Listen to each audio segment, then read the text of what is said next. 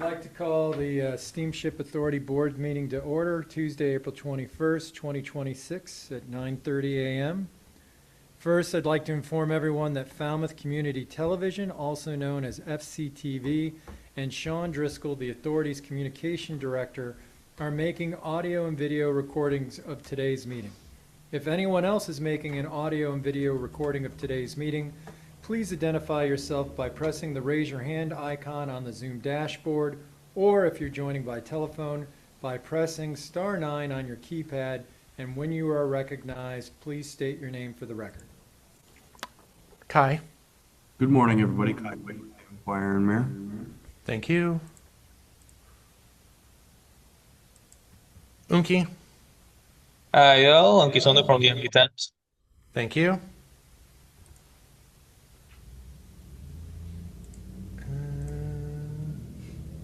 That's all I have.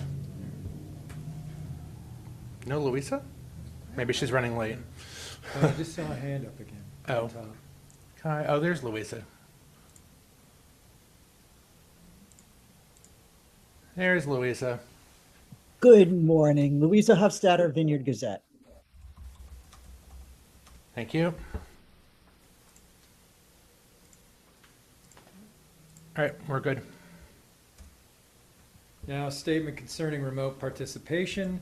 Pursuant to Section 20 of Chapter 20 of the Acts of 2021 as amended, Ted Gavin and Bob Jones are participating remotely in today's meeting because their physical attendance today would be unreasonably difficult.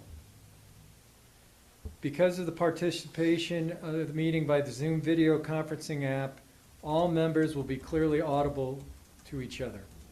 As a result of Ted Gavin and Bob Jones' remote participation in this meeting, any and all votes taken by the members today shall be by roll call vote. And members present are Peter Jeffrey, myself, Rob Rainey, Ted Gavin, and Bob Jones.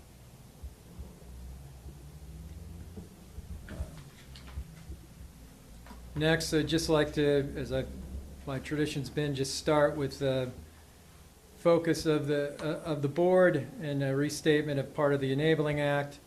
As set forth in the Enabling Act, the statutory purpose and function of the board is, or the authority, is to provide adequate transportation of persons and necessaries of life for the islands of Nantucket and Martha's Vineyard. And the authority is authorized and empowered to purchase, construct, maintain, and operate necessary vessels, docks, wharves, other vessels, equipment, furniture, and supplies, and to issue its revenue bonds payable solely from revenues or funds as hereinafter authorized in Section 9 of this Act. And as set forth in our strategic plan framework, our mission is to operate a safe and efficient and reliable transportation system for the islands of Martha's Vineyard and Nantucket, with a commitment to sustainability, accessibility, our port communities, and public engagement. With that, we'll move into our agenda. The first item are the approval of the minutes of the authority's March 17th, 2026 meeting and public session, and the minutes of the authority's March 27th, 2026 meeting and public session. Are there any comments or proposed revisions to either set of minutes before I seek a motion? All right. Are there? Can I have a motion to approve both sets of minutes? So moved. It's been moved. Is there a second? Second. Moved and seconded. Roll call vote. Ted Gavin? Gavin, aye. All right. Ms. Jones said aye. Jeffrey, aye. Randy, aye. All right. Been approved. We are going to, Port Council report, please. Next item.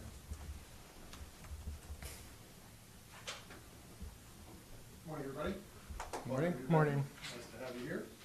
Had a productive meeting on Tuesday, April 7th. We received many of the updates that you all will receive at this meeting on the various projects, both on the vessels and on the construction, which sounds like it's going well with a mid-June completion date. We also got a terrific update on the strategic plan implementation. Had a good conversation about some of the progress that's made in a variety of those areas, as well as some of the new initiatives discussed about looking at a more sort of wholesale asset management effort, which I think will be part of your discussion today as well. And then under old and new business, we had a further conversation on the MV governor and the possible surplusing of that after the staff had provided us a summary report on the sort of stress test of that analysis between the three vessels and the staff's recommendation for pursuing a sale of the governor. I think the sense of the Port Council is that we would like to have a little bit more discussion about that. I think there's more than just nostalgia that is at work with the MV governor, and the fact that it is pretty flexible and valuable on that Woods Hole to the Vineyard route. As a result, we as the Port Council elected to table the issue at the time rather than make a recommendation either way to the board. So we will continue that, I think, at the next month's Port Council meeting as well, with the hope of getting, some sort of consensus of the council and a recommendation to the board shortly after on disposition of the governor or not. That was largely it. We had some public comment, much of it related to discussions and presentations at the Port Council meeting, as well as related to the terminal, the Woods Hole Terminal project budget and landscaping, and also some question about biofuel being used, I think specifically on the island home and the exhaust generated while that was in port in Woods Hole. I think that is probably the lightning round summary of the Port Council. If there are any questions. Any questions from board members? I do have one. Is the Port Council asking then for the board today just to have a discussion in regards to the governor and not make any decisions, so that the Port Council has the opportunity to make a recommendation to the board? Yeah, well, and this may be a little bit of new guy syndrome, right? We were an advisory. The Port Council, I think we view ourselves as advisory, right? And if we have a strong consensus either way, we sort of roll that up to the board. And you as fiduciaries have to perhaps do a more sober analysis. We just think there were a number of, I think, reasonable issues brought up a couple of weeks ago about the utility of that vessel, and while the expense is not minimal to keep it, do we need to move quite as swiftly as we have been, and perhaps certainly you keep it available for this season at least, and consider disposition sort of towards the end of the season once we've gotten through this and have had a little bit more time to think about it. So I think that's sort of the sense of the conversation. And I get we can talk about this when it comes up in the agenda. Alex, is it correct? There's no time is not necessarily of the essence in terms of the board making a decision today? Correct. No, time is not necessarily of the essence. We don't. She's well positioned right now. We have space in Fairhaven to dock her right now. We won't be till the end of the season once boats come offline and they start getting repaired. That the only time essence is that we would have to move her to a different slip come the winter time. Okay. So there's not a pressure situation at this point. And going further into that, with the monomoy just coming on stream, it might be thoughtful or considerate or poignant to let the monomoy kind of flush out any kind of rust she might have in the pipes and make sure she's running smoothly before we make that decision on the governor. Okay. Thank you. Does anybody, board members, have any other questions in that line of questioning?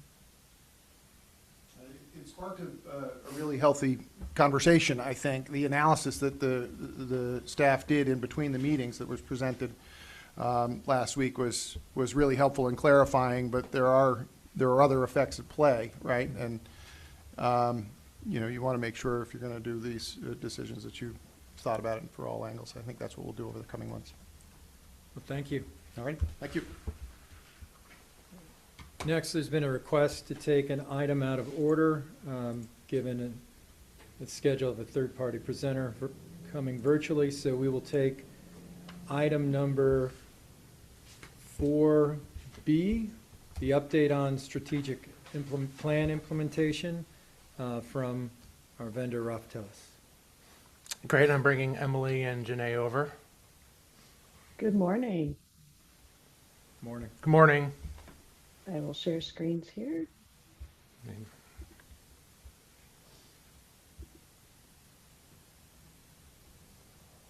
Okay. Thank you all for first taking us a little out of order. I appreciate that. And it's good to be back with both of you, or with all of you this morning. We have a pretty brief presentation that, as mentioned, was provided as well to the Port Council a couple weeks ago, really to just kind of wrap up and share with you how we finished 2025 in terms of the strategic plan implementation. So a couple things worth noting as it relates to our 2025 work plan. In addition to just kind of ongoing support, monitoring and tracking with each of the outcome area teams and staff, there were a few elements that were included kind of in the scope of work that I think are important to highlight and sort of give credit to both the governing bodies and to the staff. First is that the plan was developed originally in 2013. So we're coming through year 3 now. And so we were at an important juncture, I think, to pause and reflect on the original plan that was developed, particularly the initiatives and focus areas for staff, and ensure that they are still relevant and that they're prioritized appropriately, kind of given capacity and given the highest priorities of the organization. And so if you recall, we had a joint meeting in August and sort of gathered feedback from you all, and then worked with staff to really kind of go through each of the initiatives and make sure that they aligned with the direction of the organization, and frankly, that they were sort of streamlined and simplified. Some of the original initiatives that were developed had a lot of substance behind it that made them, particularly difficult to maybe achieve in a 1 to 2 year window. And so I think we made good progress to kind of streamline some of the work that's been happening in the strategic plan. We also sort of transitioned the communication platform for tracking and monitoring. In the first year of implementation, we focused kind of on static quarterly reports that typically came through your packet, could be dense.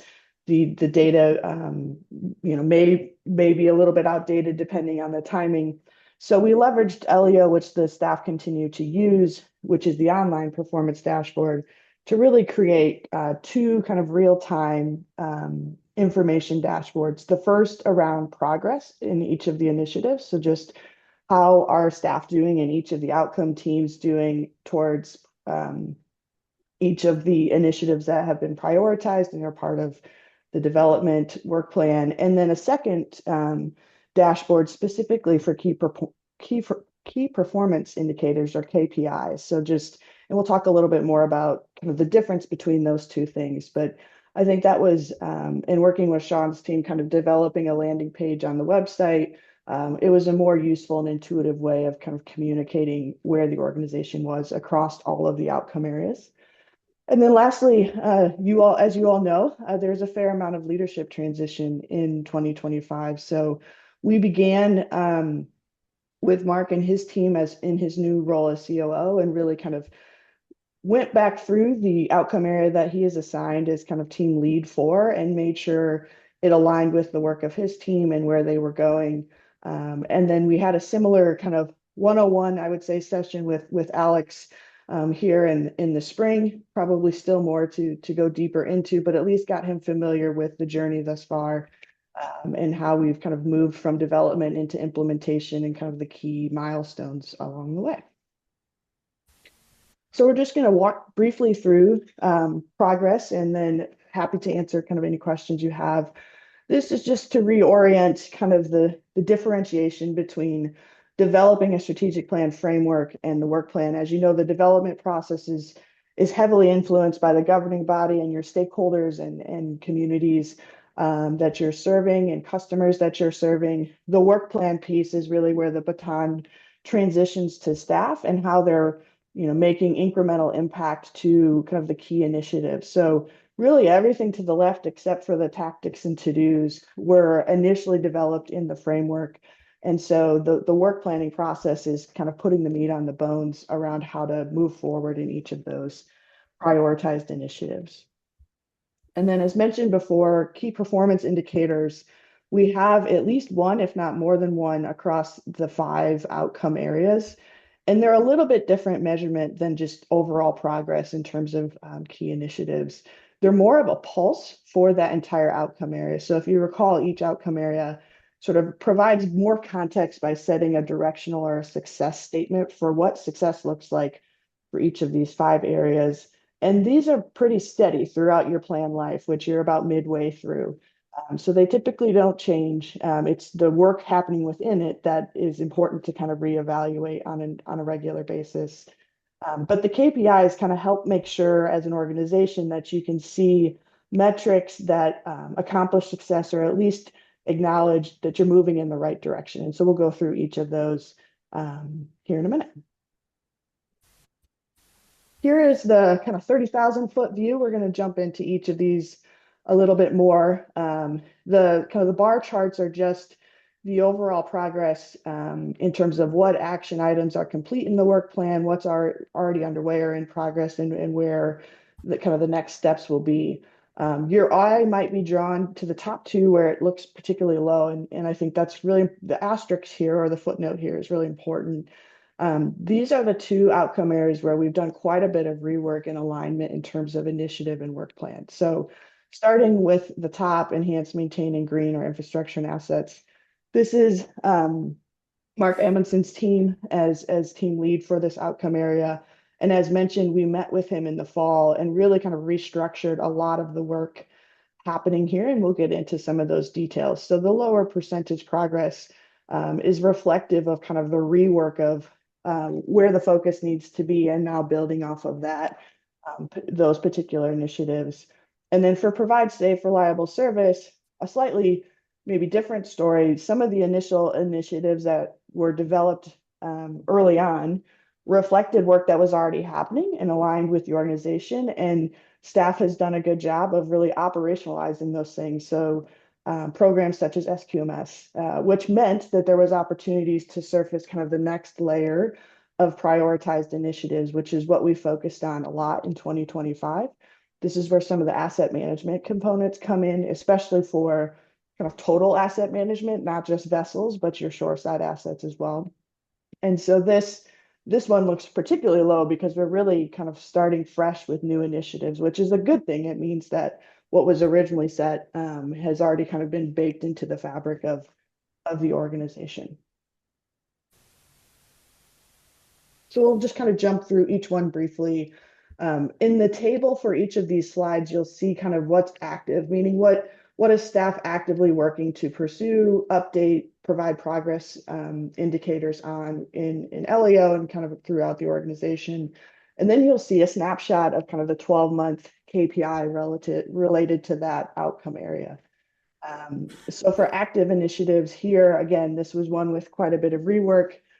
We kind of streamlined some of the green initiatives to meet what the state had outlined already as a framework for emission reduction and kind of what the path forward looked like for the Steamship Authority to meet that upcoming compliance requirement. And then began kind of the planning process for major capital investments after the 3 sister vessels are now kind of mostly in place or almost there through that acquisition process. So now that the organization has made it past that important hurdle, I think beginning to look out further for what comes next from a vessel perspective and some of the major terminal upgrades that need to happen. And then we've looked at the U.S. Coast Guard's 835s or annual maintenance deficiency data as a good proxy for kind of how well the vessels are being maintained. And in this case, kind of the staggered green bar is target with a quarterly or monthly measurement. And overall, the KPI has done well, has remained kind of below target, which is the goal. And the target was really set using a baseline of a 3-year average of how the organization has done. For safe, reliable service, we have kind of 2 active initiatives. Again, some brand new focus areas here and a little bit of streamlining, particularly between this the reservation system, which you'll see in the kind of the communication and engagement outcome area, as well as with the infrastructure outcome area. So one of the key things here was to really leverage the standardization of the 3 new sister vessels across your operations and kind of outline what that looks like, and from parts replacement to maintenance, et cetera, to take advantage of that, which is sort of a unique position that the authority was not really in the past, having the sister vessels. And then acknowledging that the next kind of major hurdle is really the capital or the asset management needs around shoreside assets. So really all of the other assets that support operations that are critical in sort of getting a handle on what that replacement and management need looks like. And then the KPI here is canceled trips due to mechanical issues. This is a KPI you all are familiar with. You see it monthly in your packets. And generally for most of the year was doing well, kind of tracking at or below target. I think the INHO is what caused sort of the spike towards the end of the year without having a replacement vessel to put in service to kind of cover that. But otherwise tracked pretty well. Invest in our employees. This is Janice and her team. Really, really good progress here kind of from the outset. So for 2 particular initiatives, all the way there are pretty close, and then really beginning to leverage sort of part of the leadership transition and changes to understand staff engagement and kind of in the decision-making process. So you can see one is essentially operationalized, which is an onboarding process for new employees, and then also just kind of enhancing communication with new employees through a portal or internet for important personnel-related communications. We have several KPIs here, which is not uncommon, and all of which are tracking really well. So captain's licenses are just a good pulse on making sure you have the technical expertise needed to continue operations. And for 2025, you've kind of been at the target needed or above it, which is good.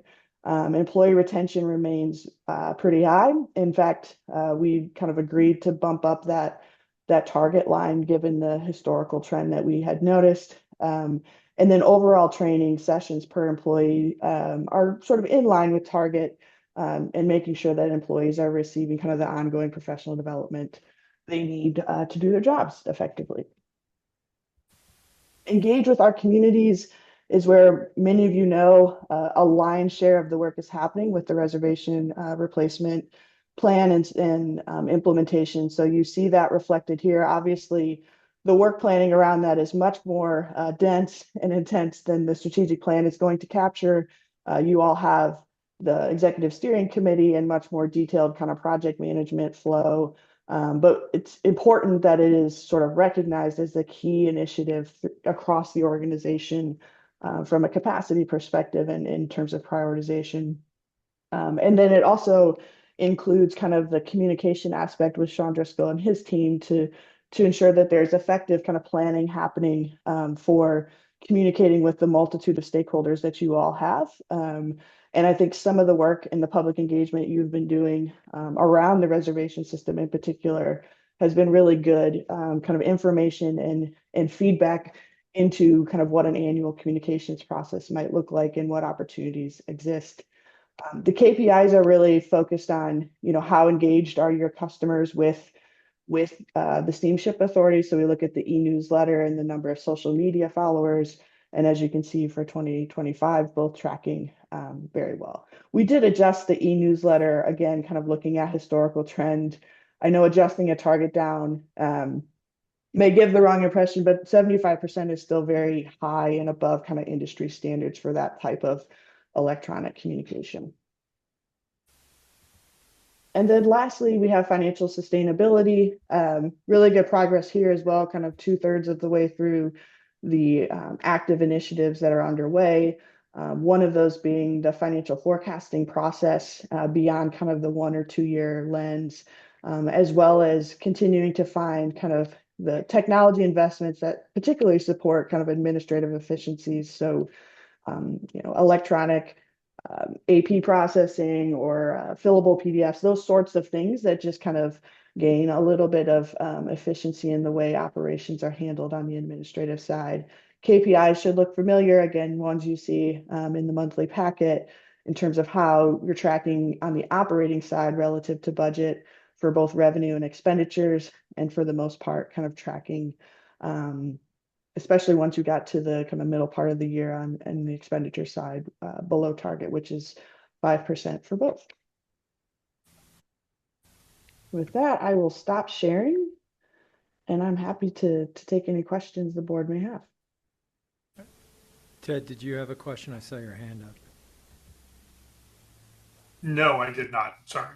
Oh, okay. Is any questions from the board?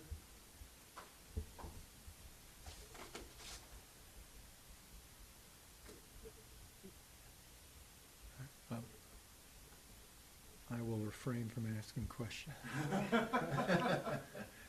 which I know is out of character for me. So, all right, thank you. Thank you. Thanks, Emily. Thanks, Janae. All right, we will now go back to our original agenda and item number 3, the Treasurer Comptroller's reports. Good morning, everyone. Good morning. We have the financial snapshot for the month of February. Operating revenues of $5.2 million were down $327,000 compared to budget. Other income was up $55,000 compared to budget, putting the total revenue down compared to budget by $272,000. Operating expenses were down compared to budget $1.9 million, and we'll go into detail on 2 slides from now. But putting this all together, we had a net operating loss for the month of February of just over $5 million, which was ahead of budget by $1.6 million. Year to date, we have an operating loss of $10.2 million, which is tracking ahead of budget by 2.7, but that's really the timing of the expenses, which we'll get into in a couple slides.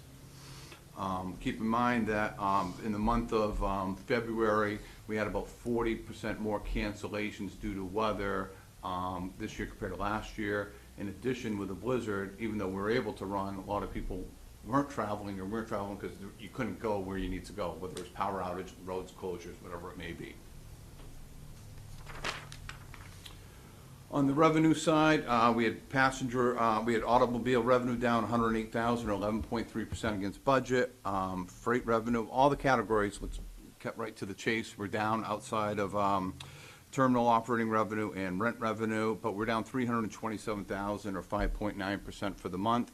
When you look at passenger revenue, passengers being down 11.5%, passenger vehicles down 7.5%, and freight down 10.8%. The 5.9% is not that bad compared to what the actual volume of the vehicles were. Year to date, we're down 3.8% of $454,000 versus budget.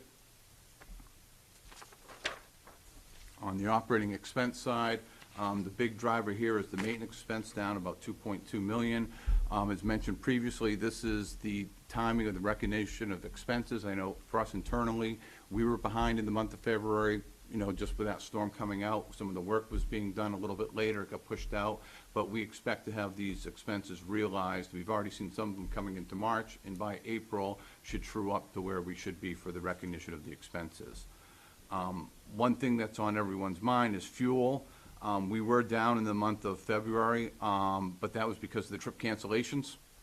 In addition, to give a little peek into March, our fuel prices will be down slightly. We had hedges come in to offset our operating costs of about $300,000. Without those hedges, we would have averaged $4.07 a gallon. We came in at $2.77. So right around budget. So that program, this is when you need it. It's like insurance for when you have these dramatic movements in the market. But overall, we're down $3.2 million with the operating expenses. And one thing to note, we have that traffic, terminal operations. A lot of that's to do with the snow as well. Along with a lot of the municipalities, we've applied through the state to find out if we're going to be declared a federal disaster and if some of these expenses can be reimbursed. So we are working on that behind the scenes. Cash summary, up here, the big drive looking at this is that we're ahead of forecasts on the operation side. Twofold. One is the expenses weren't being paid out, where even though we incurred some of the expenses, we haven't got the invoices in. So that's part of that drive, and also is We got to remap our cash forecasting tools so that we get some money in quicker than we have in the past, and just look at how quickly some of this AR and the reservations are coming in ahead of time as a prepaid revenue. But overall, we're in pretty good standing in cash. As of the end of March, when we did our transfers in April, we have fully funded the sinking fund for the bonds. So for the next 12 months, we already have the cash reserves set up in a special purpose fund for that. This was something that was asked about when we put in orange now, the vessel for the previous year. This is as of February in 2025. So our occupancy, you can see the distribution. So for the total freight vehicles on the Vineyard route through the first 2 months of 2026, they occupied 30.6% of the deck space, and the passenger vehicles were 69.4. The year before was pretty similar, 68.4 and 31.6. Nantucket, similar. Last year, they were 36.4 and 63.6. This year, they're 37.7 and 61.3. One thing to note is our total occupancy, particularly on the Vineyard route, is down about 3.3%. So last year, for the first 2 months, we're at 72% occupancy. This year, at 68.7. So when you factor in that even though we're running that last week of February, people couldn't travel, that's a contributor. Or when you factor in leading up into these significant weather events, people are hunkering down where they need to be. On this slide here is what was requested to have the comparison for the first 2 months year to date. So here on the right side, we can see where we were coming through as of the end of February. So the cost per freight vehicle, for example, last year at this time was $1,211 on Nantucket. This year it's $1,063. To put that in perspective, at the end of the year, that cost per freight vehicle drops to $723. So as we have more passenger riderships in these 2 months, we have a lot less revenue, a lot more expenses being realized. Those numbers will be high, and as we get through the end of the year, those numbers will decrease the cost per vehicle. And the average revenue, ironically, for both vehicles, both routes are up 3.7% compared to where they were last year at this time.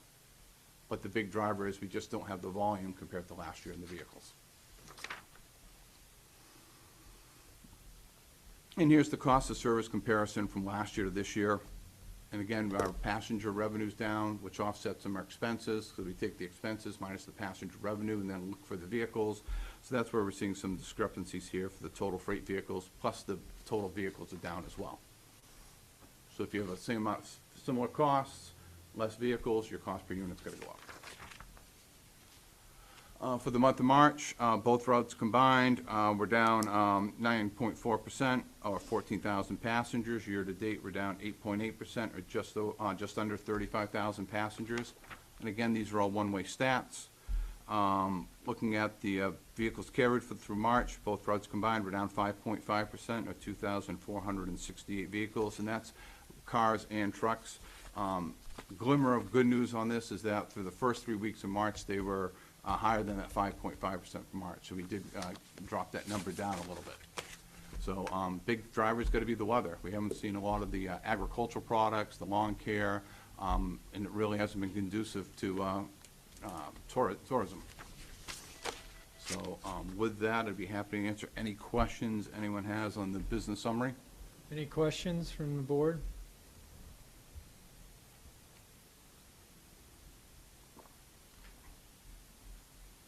Yes, it is what it is.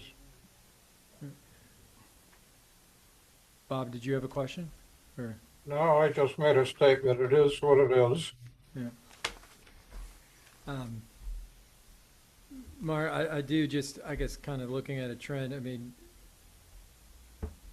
do we need to readjust what we think our deficit may be, given that the travel is down, and it does seem that in terms of our revenue generation, it seems that the standard fare versus excursion fare autos seem to have kind of plateaued the balance between the two.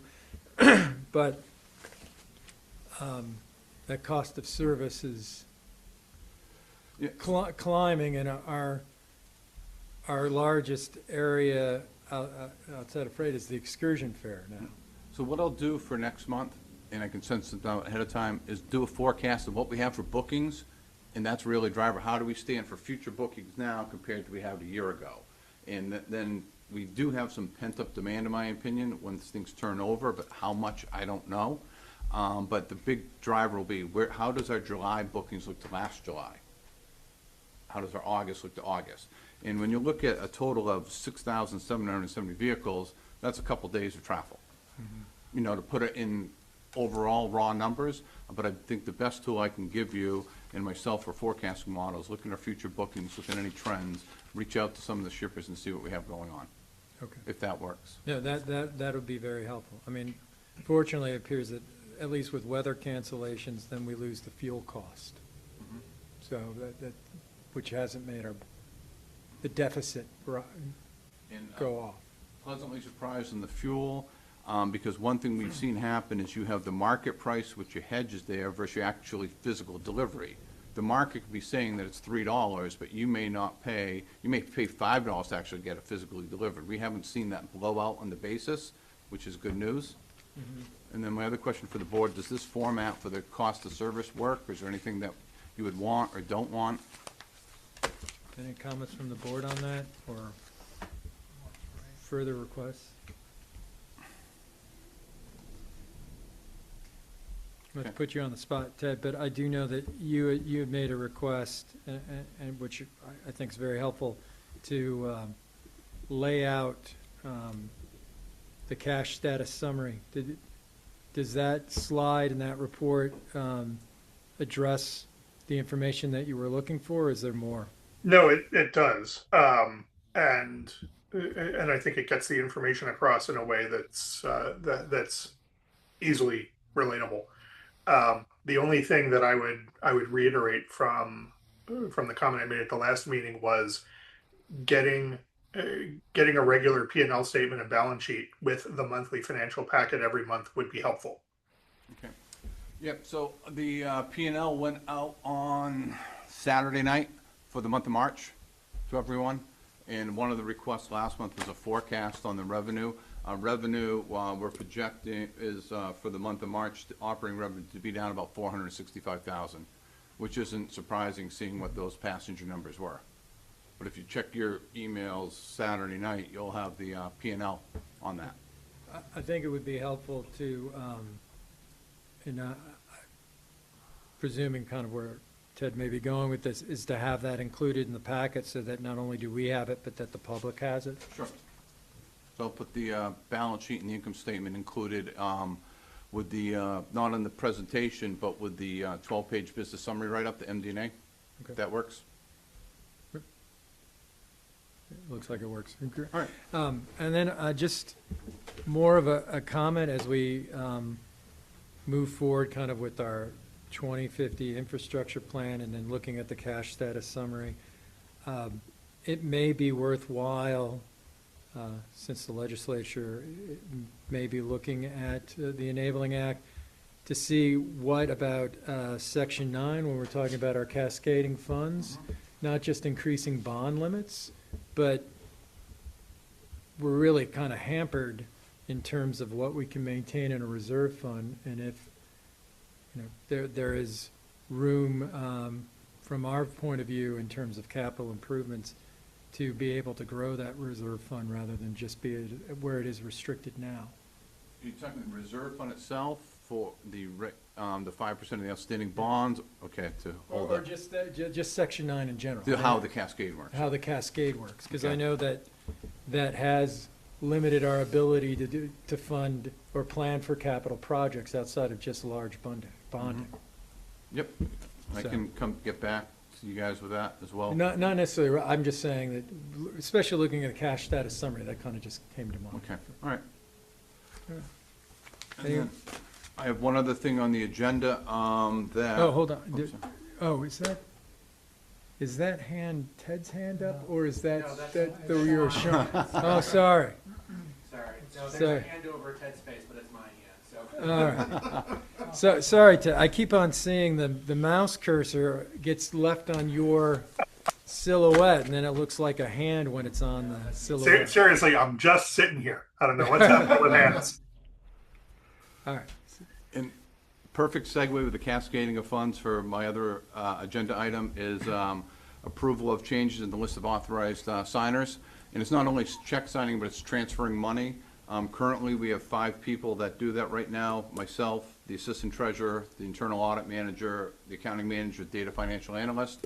So how it works behind the scenes is I create the request to move the money, whatever it may be, and then 2 of those 4 other people will then, one will create the transfer and one will approve the transfer. So there's checks and balances where I generally don't get involved with actually moving the money. I just authorize her for a segregation of duties.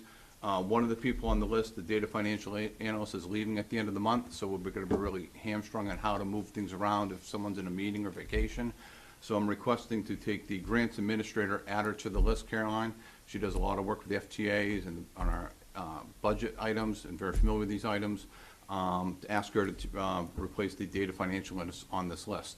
And then increase the list. I didn't put this in the staff summary, I apologize, but put the list to 6 when we have a replacement for the data financial analyst, to put that person on the list as well, to keep something off the agenda, to get pre-approval for that ahead of time.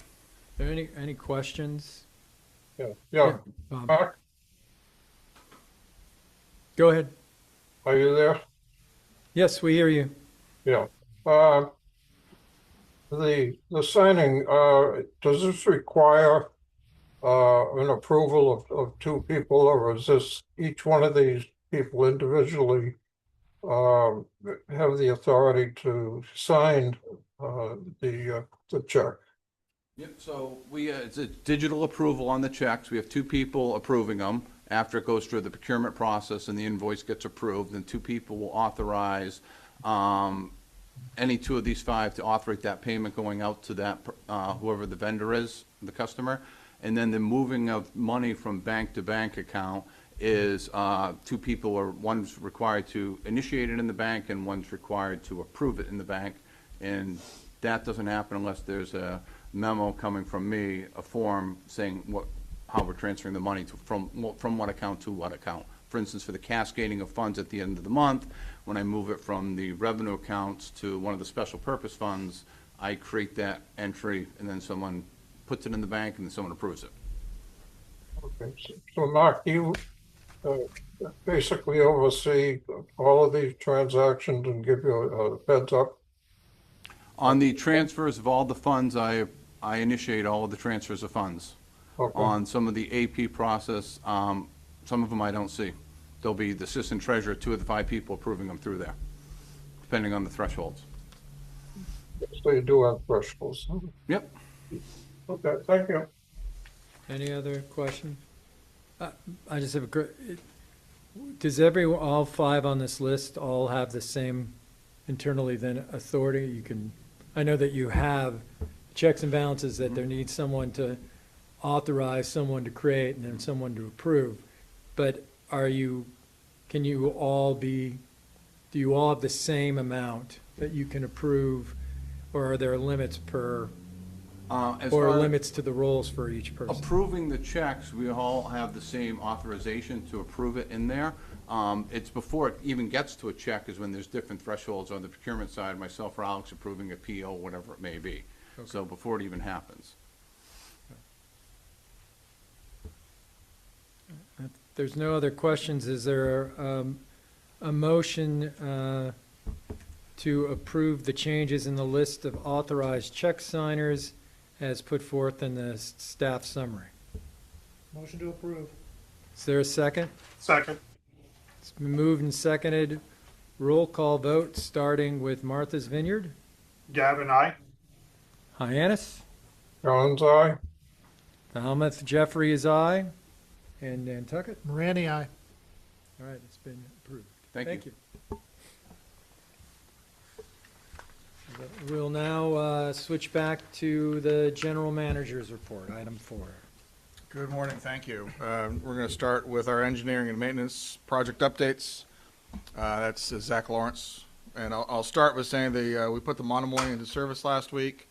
She had a slight hiccup that first day. We got the first trip out, but we had an issue with a fuel injector, which we replaced that evening. We ended up canceling the last trip because we realized that There was not a lot of demand that day. We could put all the trucks and cars on other vehicles.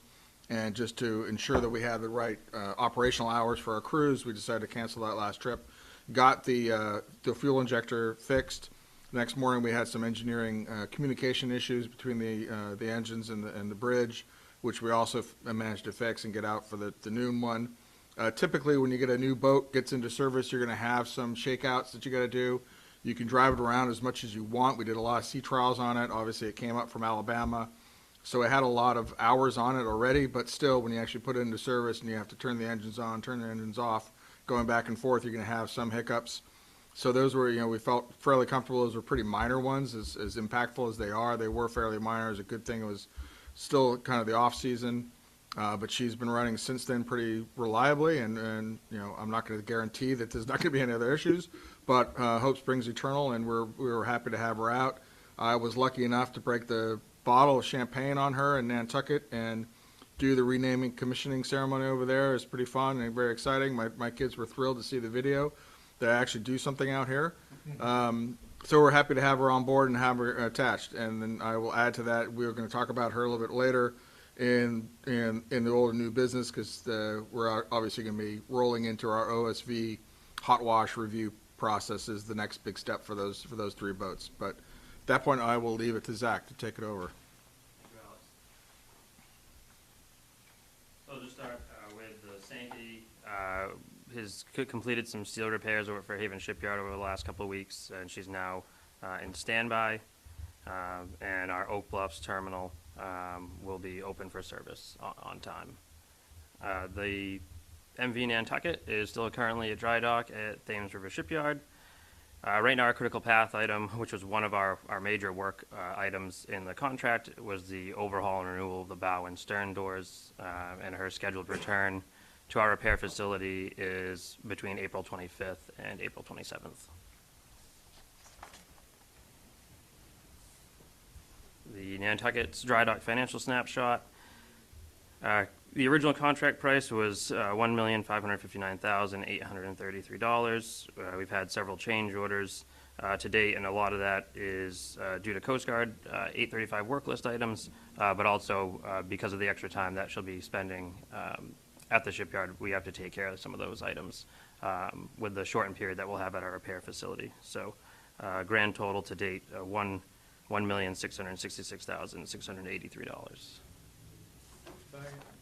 First, congratulations on keeping them change orders at 10% or below. That's great. I guess my question follow-up would be, would the change orders, though, seem all to be, many of them seem to be focused on the snack bar area? And is this something, I guess, in hindsight, we could have anticipated? What drove those? So there was that was a workless component of the contract, and so there were components that we could see, and then and steel that was designated in the contract. But then once the underlayment, the deck epoxy came up, we saw that there was the steel work extended further. Okay. Thank you. And like I said, I mean, it's well within the tolerable rate. I mean, being under 10% of change order, it's great. Thank you. The Vineyard Haven underdeck concrete repairs is going well. We have 97% of the demolition work is complete. 36 of the 37 repair areas have been addressed for demolition. We began pouring concrete on April 10th. At the time this update was written, 30% of the repair areas had been poured. And we have a scheduled completion date of May 8th.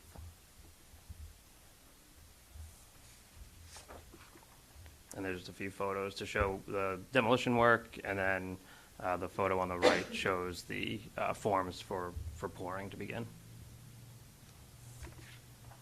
And with that, I'll take any questions. Any questions? All right, thank you. Thank you. The next order is the Woods Hole Terminal Reconstruction Project status, and I will give that to our COO, Mark Amundson. Good morning, everyone. So the terminal is is going well. Right now, we're looking at a June 16th completion date and occupancy permit. We're under the, we're going to get access on May 23rd to the main building. And this is really important because with the summer season coming very fast, we need to get in there. We need to get our people trained.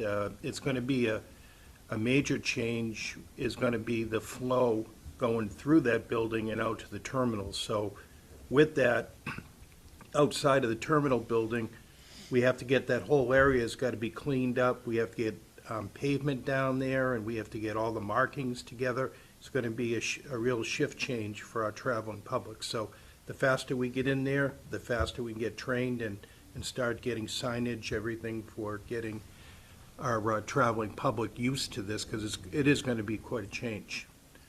In regards to the utility building, it's complete. We're waiting for the occupancy permit.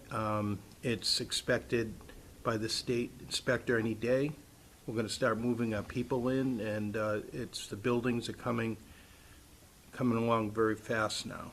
It's when I walked through the building last week, it was amazing how much progress at the very end of the project. Everything comes together. It's a beautiful building. I think it's going to be, well, when you walk in that building, you can just look out and see all the terminals. All the slips. It's going to be a real step change. You know, I think it's going to be really well received by our traveling public. With that, we got some photos of the building. So upcoming milestones, we have got to finish the casework inside. Teledata room is going to be completed the end of the month. Mechanical, electrical, and fire protection finishes are scheduled end of April. We're waiting for the glass to come in, which is due to come in very early. This is for the awnings outside. That's going to be in the beginning of May.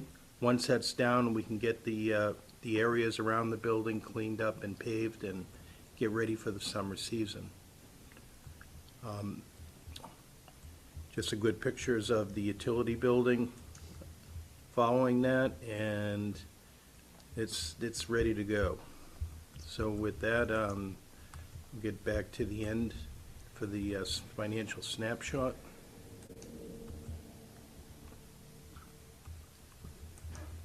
So our budget for the project is $39.16 million, and right now we have,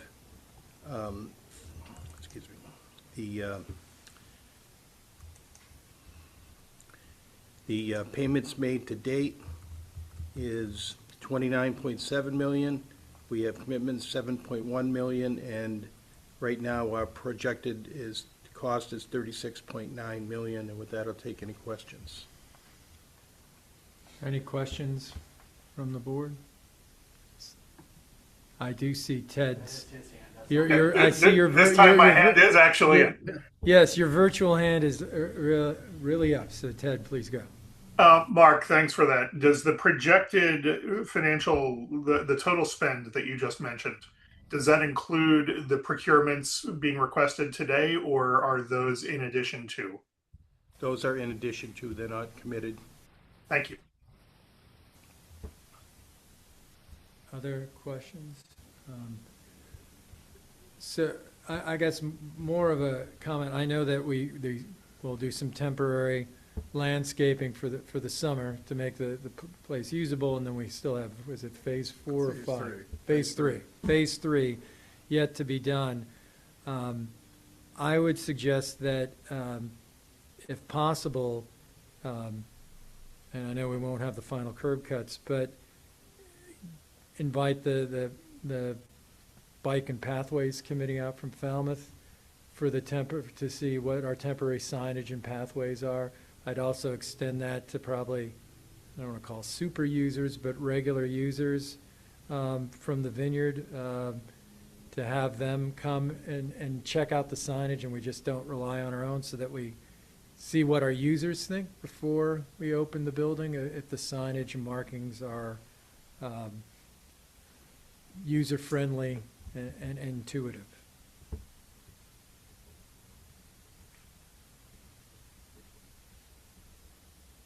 All right. Any other questions?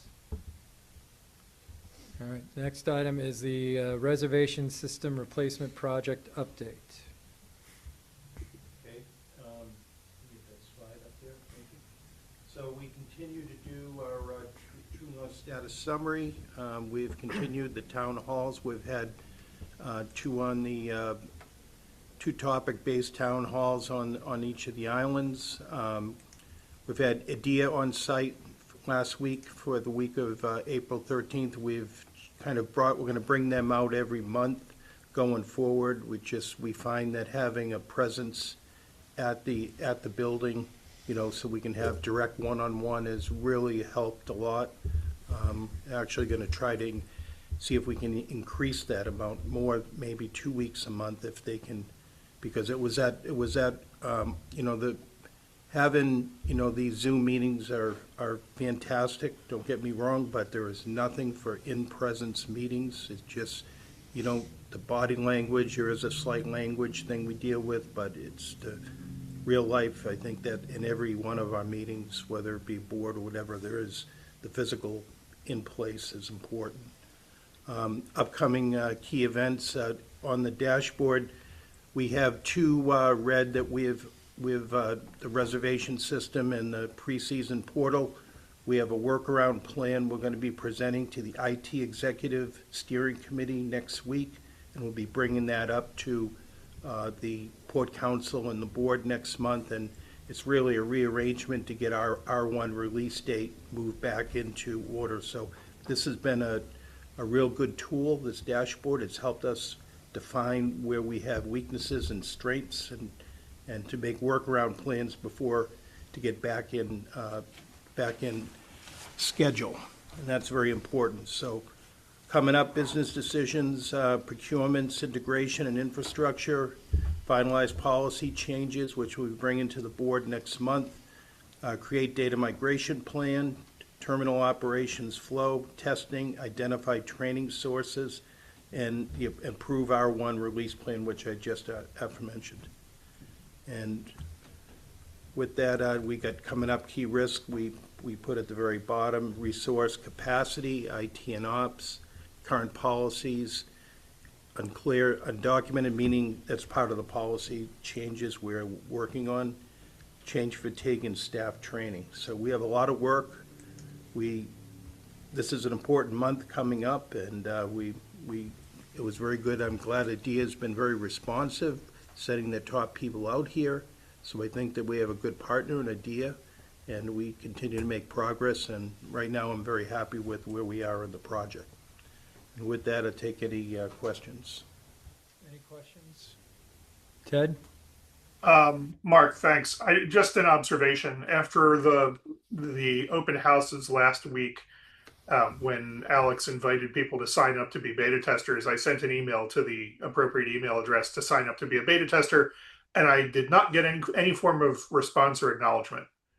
That doesn't particularly mean a lot for me, but I hope that is not indicative of what the general customer public is experiencing. Like there should be some form of, hey, we got your email, thanks, you're on a list, we'll be in touch. And Ted, this is Sean. That's a good note. I spoke with Alex and Mark last week about sort of firming up that process.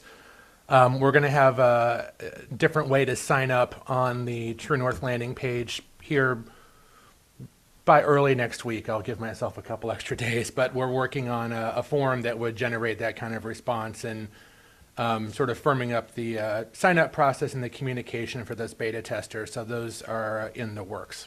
Great, thank you. Any other questions, comments from the board?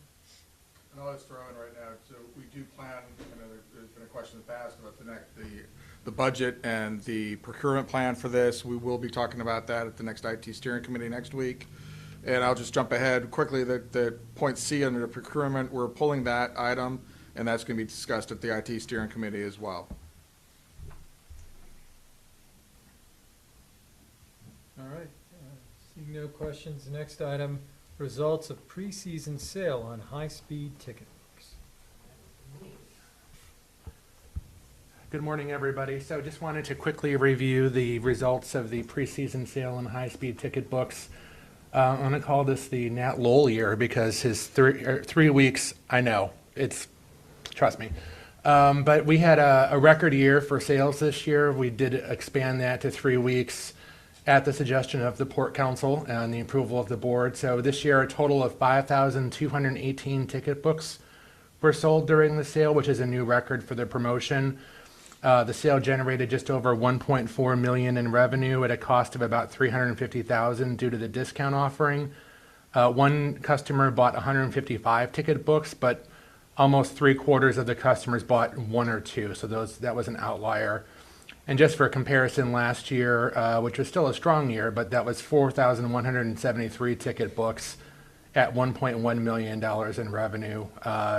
So this is a strong year, certainly. And just presenting that for informational purposes. Did find it interesting that the average sales per day was down, but because the sale was longer, we certainly had a higher overall sale. So anyway, I'll take any questions on that, but otherwise, just presenting for information. Ted? Thanks, Sean. So, I mean, I've got to ask about the 155 ticket books. Whose secondary market are we subsidizing? So I can't say that because it's customer information is confidential, but it is a popular purchaser of these and a well-known business on the island. Okay. I'm waiting for Terry to glare at me. I guess I'm okay so far. Yeah. They have a lot of support personnel that go back and forth to the island, whether it's a driver or warehouse people, whatever it may be, too. So that's okay. So they're buying them for own use, is what you're saying. Yes. Yeah. Okay. Yes. That's the important distinction. Yeah. No, it's for business use for their employees. Okay. So there's no reason to consider that we need a policy. No. And those are way outliers, so I don't have any concern about it. All right, thank you. All right, thank you, Sean. All right, moving on to procurement. Okay, going on to procurement. The first one is a request for authorization to execute change order number 24 for the Woods Hole reconstruction project. I'm going to hand this over to Mark Amundson to present. Good morning again. We could also bring Leanne Davis over to just give some background. I wasn't here for many of these changes throughout the contract, so I'd like to bring Leanne over. The first part is change proposal number 111, and the original completion date of the terminal was scheduled for May 15th, 2026. During the course of construction, the date was extended to June 16th with SSA approval. The 32 calendar delay is a cumulative impact of unforeseen subsurface conditions, and this had to do with the drilling of the wells, which Leanne will get to in a minute. And with that, I'd like to hand that over to him and give some better description on that. Sure. Thank you, Mark. So the contract original completion date was set for May 15th, and over the entire duration of the project to date, there's a 32 extension to that time, which brings the contractual completion date to June 16th. There was 3 specific changes that accrued to that total of 32 days. It was 2 different events where subsurface conditions were encountered that were unexpected. So essentially under the terminal building, there was quite a few boulders, miscellaneous concrete structure, just a variety of kind of subterranean items that they ran into that were not expected. And it took some additional time for them to clear that out, to continue with the foundation work. And then similarly, when they were installing the geothermal well field out in the staging area that serves the terminal building, they encountered the old train engine turntable, as well as a few other foundation structures that slowed the work down.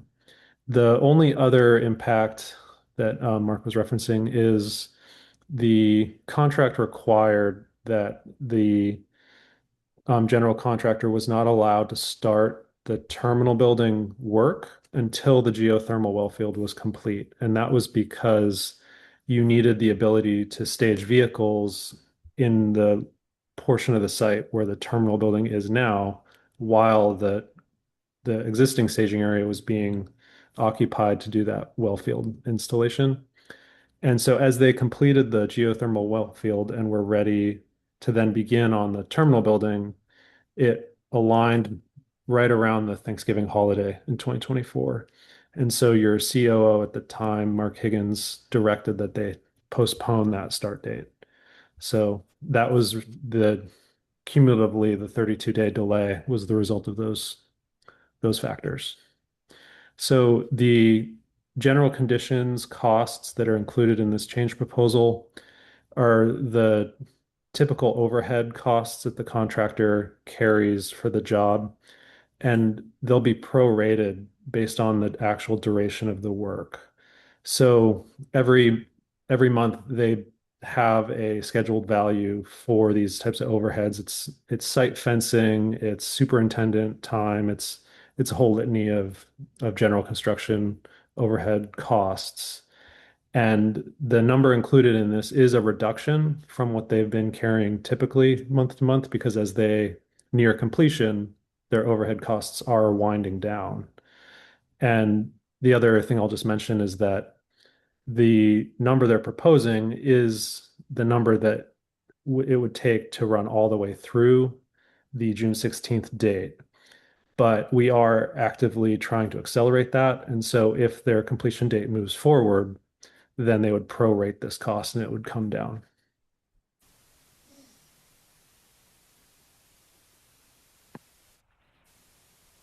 Any questions from the board? Ted? You sort of got to the question I was going to ask about trying to accelerate. What can we do to cut this timeline short so we end up closer to May 31st? So what we've been doing is starting, I believe it was in January, we've been authorizing weekend overtime because we need to get the building as soon as we can to get our training done. We can't get the building the day July 4th weekend, or we won't have our people trained on how to do this. So we've been actively engaging since the beginning of the year to accelerate that time period, and I believe we've been successful, and hopefully we'll pick up a number of days still to go as we go forward. So that's our main task as far as that goes, as far as to try to bring that date back. And I think I heard that everything that's in this procurement order basically has already been approved, and we're just and the labor's already been done and paid for. This is just the overhead component for CP 111. I can speak to that, Mark, if you'd like. So that's not entirely accurate. The general conditions is a not to exceed number that would cover their overhead costs from the May 15th to the June 16th date. Also included in this change order 24 is we're requesting the board's approval to continue the overtime acceleration.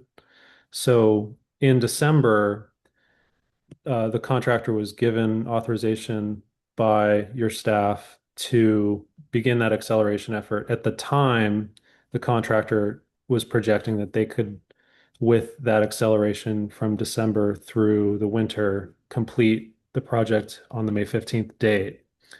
But also included in this request, they've had some winter conditions impacts that have forced that schedule to slip. So yeah, February and March happened.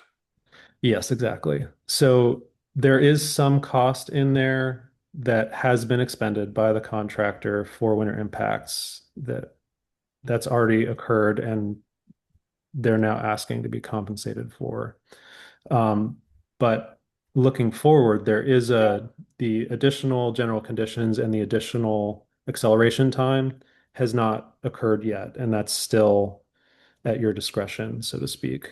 But the intent in authorizing continued acceleration is to offset the general conditions cost and get you the building earlier. So that's, if that makes sense, that's how it was framed. Thanks. if I can, I'll follow up kind of on Ted's line of questioning. It appears from what's in our packet and in the staff memo is that several of these change proposals are, I guess, retrospective to the work that's been approved that would not have met the threshold as a standalone to bring to the board. But cumulatively, together, all of these change orders, which you want to subsume under change order 24, clearly do meet the threshold to meet the board. And then there are portions of these change proposals that may not have yet occurred that would also not meet the threshold to bring to the board. That's correct. That's correct. Could you walk me through, and I think it goes partly with what Ted was asking, what change proposals have the work already been done for? So regardless of if the board approves change order 24, those costs have been incurred by the authority. So, I can jump in on that. So, first of all, the point two, the SSA authorized premium time, 47,000. That's already been approved. That's already been paid. That was for acceleration. We're attempting to accelerate the time to get to maintain that May date. Those costs, the 47,600, that's already been pre-approved. The winter conditions cost and schedule impacts, the 83,272. These were a couple items that the contractor took on, and they did those kind of without our approval, but they did them with fully good intent. Basically, because of the winter conditions, they needed to do heat blankets to be able to get the work done in a timely basis. They went ahead and essentially took the risk, took the initiative, however you want to look at it, to do those two things. So they have already incurred those costs. We have not necessarily. I'm not sure, Liam, Mark can correct me. I don't think we've fully agreed to those right now. We recognize those, that there were well-intended costs that they incurred, that they're looking to get us to reimburse them on. The continued premium time, final completion, as Liam said, this is an attempt to move the date back to earlier than June 16th, and this is a projection. This isn't necessarily exactly what we're going to spend. This is just a what's the word I'm looking for? Projection, yes, thank you. A projection of what we could spend, and again, that would kind of offset the 130,000, which is also, that's something we know we're going to incur, just because the time has been extended, but we're looking to minimize that cost. Does that answer your question? It does. So, and I appreciate, I think this is far more transparent and doing this, bringing this to our attention, moving forward even sooner, escalating is helpful. So just my understanding is that under our current rules, internal rules and bylaws, really management would just need to come forward to us for change proposal 111. Right. But we're now, because of the cumulative effect for the same capital project, you're now you're putting all these change proposals under change order 24 for the board now to approve, which will reflects the entire cost of what the winter conditions and accelerated construction requires for this project. All right. I follow that. I don't know if anyone else does, but I follow. I mean, look, I'll call it a win for transparency. And it looks like, the two that are most likely to move based on how quickly we can finish are 111 and 175. Mm-hmm. Which are, it's $200,000 right there. So great. Okay. Yeah. Are there any other questions or comments? All right. Is there a motion to approve change order 24 as put forth in the staff summary, which subsumes change proposals 111, 139, 161, and 175? So moved. It's been moved. Is there a second? Second. Moved and seconded. Roll call vote. Martha's Vineyard. Gavin, I. Hyannis, Jones, aye. Falmouth, Jeffrey, I, and Nantucket. Randy, aye. That's been moved and approved, and hopefully understood.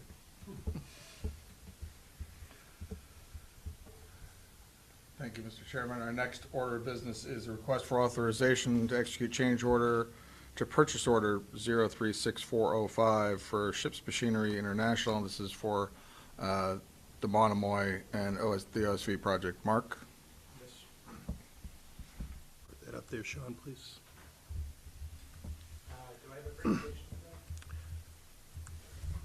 Okay, so we're requesting is we had in the approved board budget under Amendment F, a shaft removal, transport, repair, and reinstall the shafts for $74,319, and shaft couplings to remove, rebuild, and other services for $80,000. This was not, this should have been in the original PO, and we need to add that into for a total of $154,319. There was a delta of $29,703, which was due to travel costs and hotel costs for the service engineers. This item was budgeted properly, just it did not get in the purchase order, and that's why we're bringing it to your attention. Any questions? I mean, so I guess, so this work has been completed, Yes. and it fell under the original budget that we had approved, but the purchase order for somehow that this item was left off the purchase order? Yeah, those two items were left off the PO. But this falls within the budget we had approved? Yes. So we're basically asking for the board to approve an amendment or a corrected purchase order for something we've already budgeted, Yes, and that doesn't exceed budget. correct. It does by Or 29,000. it does by 29,000, but, Yes. okay. All right. Any other questions or comments? Is there a motion to approve the request to authorize, I guess, the amendment or a new issue of the purchase order for this? Motion to approve. It's been approved. Is there a second? Second. It's been moved and seconded. Any further discussion or comment? All right, roll call vote. Martha's Vineyard, Gavin, I. Hyannis, Jones, aye. Falmouth, Jeffrey, I, and Nantucket. Randy, aye. All right, it's been approved. Thank you. And I guess we will move on to old and new business since we've removed item 5C or tabled it, correct? Yes. All right, old and new business. So the first item of order is the fleet disposition analysis, taking another look at the governor. And in consideration of the previous conversation, do we want to hold off on this, or do we want to run through it? This is the presentation that was given to the Port Council.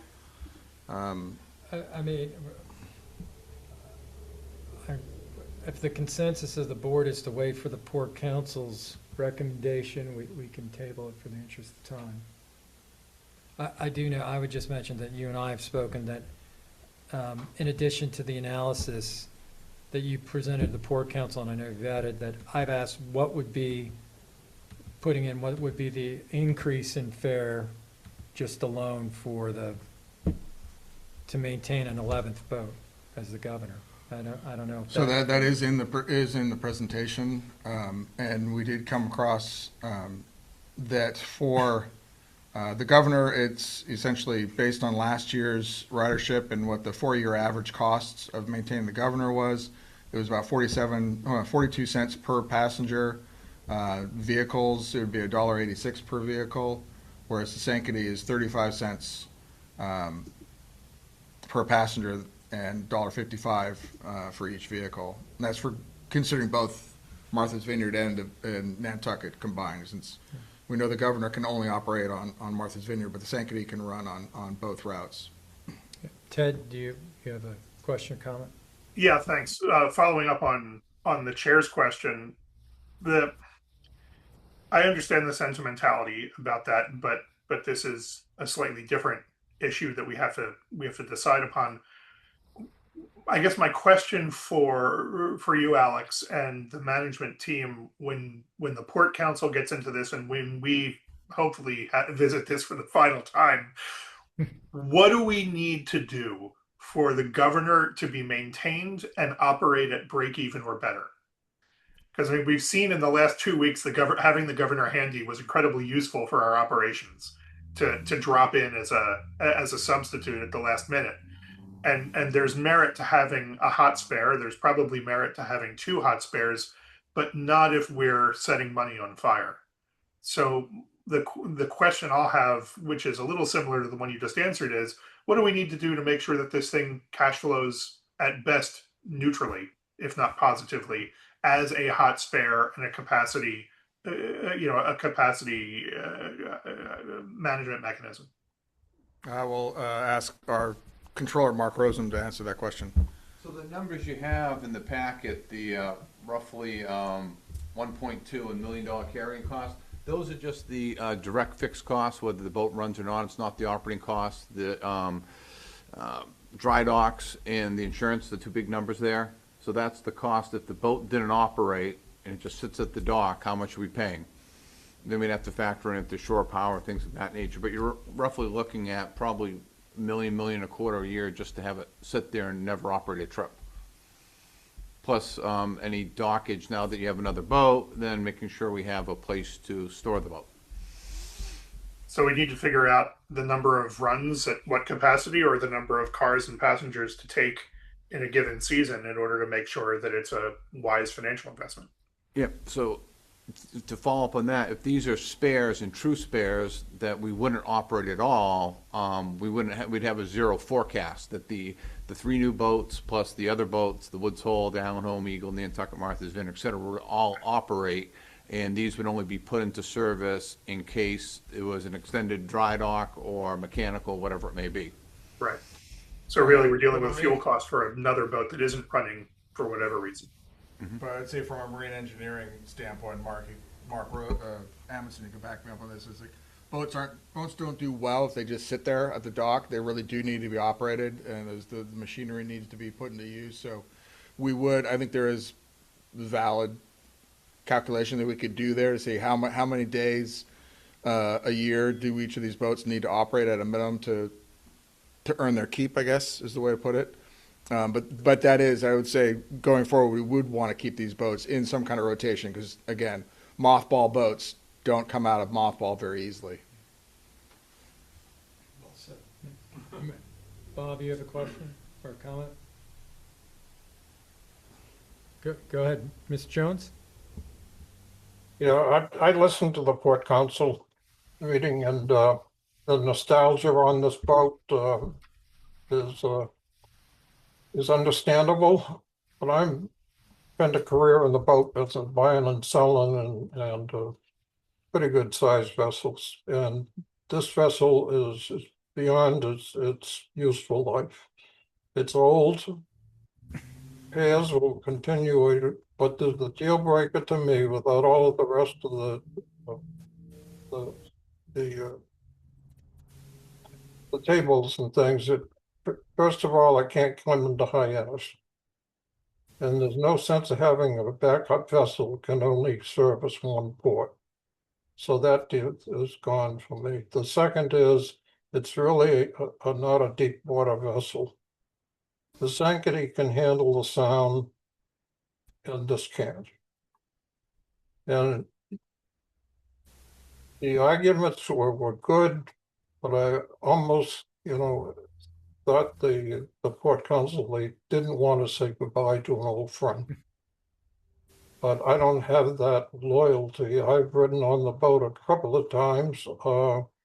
I think I would pick the fast ferry or the Woods Hole or something before I would take that boat.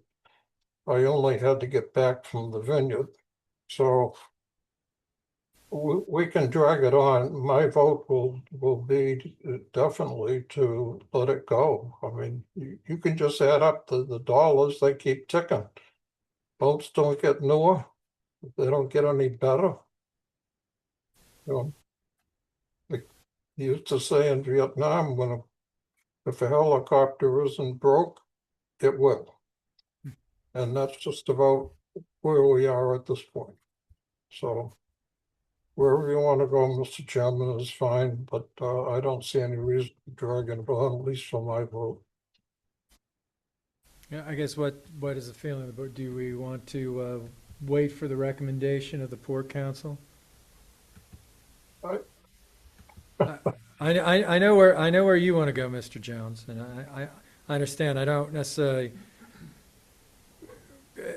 drag this out any further for nostalgia reasons, but also, Alex has said that time is not of the essence in terms of this meeting about the disposition of the boat. We're not going to get rid of it before the fall, even if we voted to put it for sale. I would think even if you voted to put it for sale today, by the time we get it prepped for sale and do all the marketing necessary, it's not going to be leaving our dock until the fall sometime. So I defer to the Chairman, rest I'd of like the to, mention one other thing here, on getting rid of these dated boats and gone, you can get just about the same amount of money for a 25-foot Boston whaler as you get into a 260-foot boat. And that's just about the long and the short of it. Somebody, might want to buy that and put it as a pierside restaurant like the Pier Stuyvesant in Boston, or they might want to make a fishing reef out of it. Who knows what they're gonna, I read in the workboat there that the Governor's Island, they're increasing the size of some of their boats, or one of their boats. I don't know anything about that. But in any event, you know where I stand. You can go next time, but I will vote that way next time too. I share my colleagues' concerns about the limited utility of the boat. My sort of nightmare scenario is that we've got this 70-year-old rudder drive system that fails, and we've got a boat with 50 cars on it adrift in the Vineyard Sound. That notwithstanding, it does have its utility at the moment, and I don't have an objection to waiting to hear what the Port Council has to say, given that the degree of analysis that we have right now in front of us is because the Port Council asked questions last time, and I'm grateful that they did. So I have no problem waiting for some more economics from the management team so we can really understand what we could possibly get out of it versus what we're giving up with it.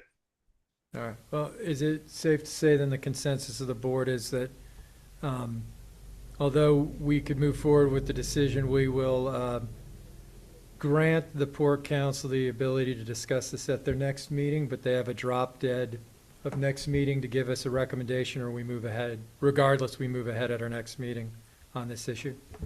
Is that? Did you hear me? Sorry. Yep, works for me. Yeah. Yep. All right. We'll do Don't that. agree, but yep. Okay, thank you very much. We will add to this packet and present it to at the next Port Council meeting. Our next topic is just a quick summary of the Oak Bluffs terminal security exercise that we had earlier this month. Do we have Todd on board, or is No, he or Terrence? Terrence, are you?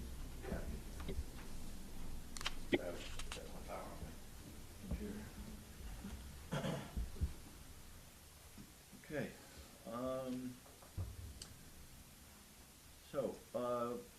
Yeah, real quick, as a lot of people already know, oh, I'm sorry.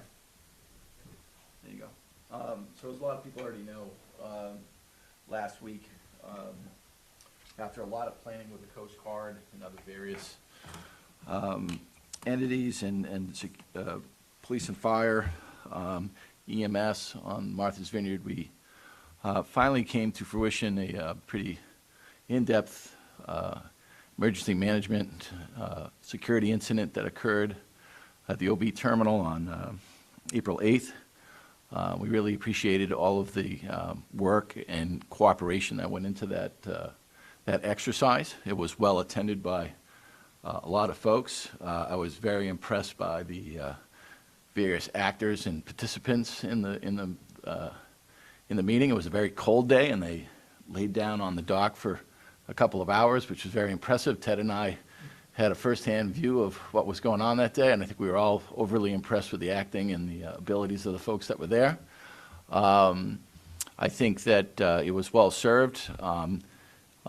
So after the initial impressions on the actual exercise on the 8th, we then attended a well-attended, again, another well-attended hot wash or workout of the program. Again, the Coast Guard did a great job of presenting lessons learned and really drove home a lot of the feedback. And really, I think it really was eye-opening for a lot of the folks that participated, particularly the folks on the island, to look at their policies and procedures and what really needed to happen if we had such an incident happen. You know, it's really going to require quite a few communities and organizations to come together to really respond to this type of event. And so it was really great to see how everybody came together. So with that, we wanted to make sure that we thank the Coast Guard, all the local communities, police and fire that participated. It was just a really good eye-opening experience for everyone. And I don't know, Ted, if you want to add anything else from your experience or what you witnessed from the island's perspective. Thanks, Terrence. It was a useful 2 days. I think it was a useful 2 days for the Steamship Authority staff, not those who laid on the deck for 4 hours in 38-degree weather or on high wind days, but certainly for the terminal staff, it was a very useful day for the first responders and the emergency response apparatus of the island. And you know, these things aren't to find out how great everybody is at doing it. It's to find out where the system starts to break down under stress before you actually experience it in real life. And I think it did a good job of highlighting where the first responders on the island and the coasties and staties can change their approach, particularly in interagency communication and the logistics of moving large numbers of people to and fro. So it was a worthwhile 2 days. Thanks, Ted. And again, I just want to thank our participants from Todd Falvey, Allison Fletcher, the folks in the operations team. They did a great job. And again, it was pretty, for put it together, it was pretty realistic. And again, it was well done, as Ted said. So if anybody has any questions about that, I can pass it along to Todd, or if I can help you with that, I can certainly do that. But not seeing any. All right, no question. All right, thank you. Yep. All right, the last item we have under old and new business. At our last meeting, the board approved and adopted its goals and action items for 2026, which established a capital projects oversight steering committee and a governance committee. We now need to populate those committees. Just kind of as a review, the board now has 3 committees that are subject to the open meeting law. The first is the IT Executive Steering Committee, which is fully populated with board members Rob Rainey and myself on it, as well as 3 Port Council members, John Cahill, Gordon Carr, and Eric DeWicki. We now need to populate the Capital Projects Steamship 2050 Committee and the governance committee. Yeah, and the governance committee. My thought is so that we can get them up and running, that the board makes its appointments of 1 to 2 members for each of those committees today. And then I've had conversations with Gordon Carr about filling out the rest of the committee at the next Port Council meeting with members. And then my thought is moving forward in terms of all 3 of these committees, we reappoint or appoint new members to the committees in December at our joint Port Council and board meeting, when we're also electing our officers. Since we're all together, it seems to be the most efficient way and a good time to change over or reappoint committee members. So with that, I think we could start with the Capital Projects Committee. I do have some recommendations that I've talked to Gordon Carr about in terms of who from the Port Council may be on that committee. Most importantly, Rob Munir, who is the Woods Hole Port Council member, and by day the Vice President of Marine Operations at Hui. So obviously has a great skill set moving forward with that. In terms of board member appointments, I want to be mindful that we do not have a current New Bedford board member who will need to be appointed and by the mayor and city council here.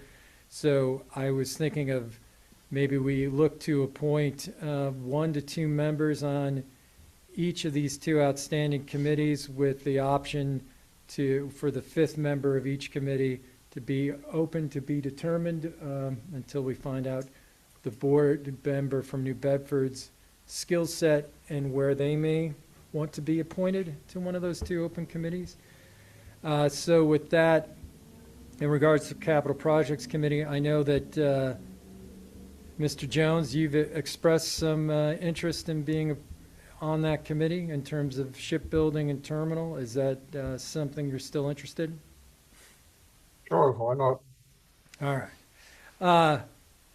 And then I think from the Nantucket side, conversation with maybe Nat Lowell being on that, seeing you're already on the IT Executive Steering Committee. So at this point, I would think that maybe so that we keep the 5th position open for a board member to be determined, and offer the other 3 with our recommendations, at least with Nat Lowell and Rob Munir from the Port Council, that they appoint those 2 people. But is there a motion from the board to appoint Bob Jones to the Capital Projects Committee? So moved. Is there a second? Second. All right. Any discussion, reservation, or objection, Mr. Jones? None at all. All right. So with that, a roll call vote. Martha's Vineyard? Yeah, aye. Hyannis? Aye. Falmouth? Jeffrey, aye. And Nantucket? Randy, aye. All right. So we have 1 member on that committee. Then moving on to the Governance Committee. Once again, maybe we keep the 5th position vacant for a board member to be determined after we get the New Bedford appointment. And then my thought is, given the skill set of our newest member from Martha's Vineyard, Dukes County board member, Ted Gavin, that the board appoint Ted not only to be on the Governance Committee, but be its chair. He's holding real still. Yeah, I know. I thought for a minute he dropped. He's praying. Stop holding his hand. Is Do you have a campaign speech or anything to give us? I'm wisely keeping my mouth shut. I'm happy to do it. all right. Is any discussion or thought about that? I mean, right now that makes every board member is on at least one of the committees, and at least one of us will have to serve on another one as well once we get our New Bedford member. So with that, is there a motion to appoint Ted Gavin to the Governance Committee as well as the committee, its chair? So moved. Is there a second? Second. All right. Roll call vote. Martha's Vineyard, Dukes County? I think I have to abstain, don't I? No, yeah. not at all. No? Okay, then Gavin, aye. All right. Jones, Thank aye. you for your vote of confidence in yourself. And I hear Hyannis, Jones, aye. Falmouth, Jeffrey, aye. And Nantucket? Randy, aye. All right. We've appointed our members. We'll have that at the next Port Council meeting for them to fill out at least the 3 remaining members, and I'll make sure that I'll go to the Port Council meeting to discuss that with Gordon Carr. And with that, I guess we will, unless there's any other old or new business not anticipated by the chair, we'll move to public comment. Could I, Mr. Chair, could I make just one comment before you go into public comment? And Sure, absolutely.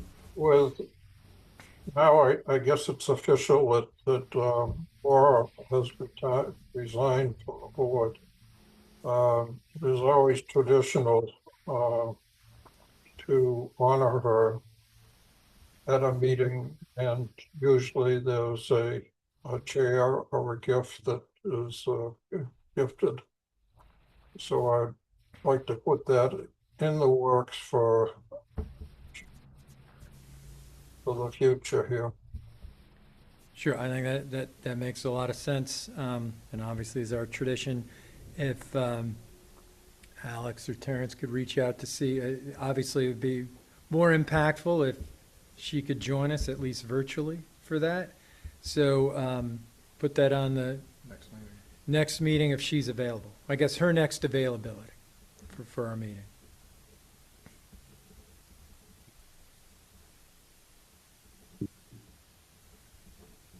Good point, thank you. Are we ready for public comment? All right. Okay, anyone with public comment can hit the raise your hand icon, and I'll go with Amy. Hi, this is Amy Cody from Chilmark.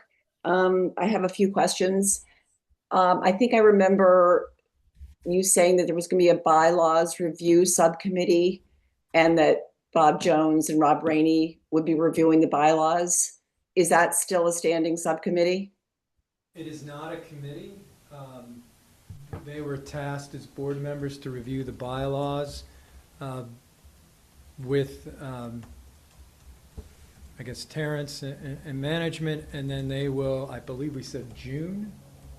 So June, they will come back to the full board and report out proposed revisions or changes to the bylaws. We did not establish it as a committee. We just made it as an assignment, just as I was assigned to work with Alex to come up with the GM work plan and performance plan along with Janice Kennefic, that then was brought back to the board and voted and approved on last meeting.